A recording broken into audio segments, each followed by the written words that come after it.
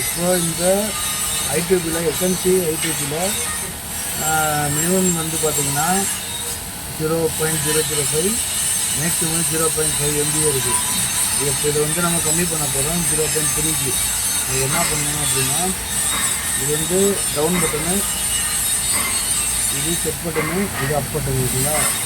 இந்த அன்லாக்குன்னு இருக்குது, அதனால் ஃபஸ்ட்டு இதை அன்லாக் பண்ணணும்னா இதை வந்து ஒரு 2 செகண்டுக்கு மேலே இழுத்து பிடிச்சிட்டே இருந்தோம் அப்படின்னா லாக் ஆகும். அப்புறம் செட் அமுக்கணும். இப்போ அன்லாக் சிம்பிள் வந்துடுச்சு. இப்போ செட்டை மறுபடியும் அழுத்துனீங்கன்னா ஃபங்க்ஷன் 1 வரும். இதில் 0 ஓகே தான். இப்போ ஃபங்க்ஷன் 2 இருக்குது பார்த்தீங்களா, அதில் 0.5 இருக்குது. இதை டவுன் பட்டனை ப்ரெஸ் பண்ணி நம்ம வந்து 0.3 வச்சுக்கிறோம்.